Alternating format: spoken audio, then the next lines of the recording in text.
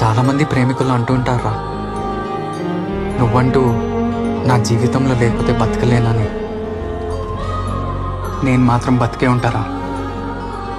నీ జ్ఞాపకాలు చంపుకొని చచ్చే చావు నాకెందుకురా?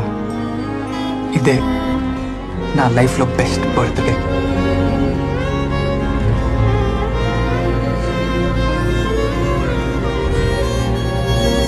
ఆనంద్, ఇప్పటి వరకు ఏం జరిగింది, ఎందుకు జరిగింది మనం మాట్లాడుకోవద్దు.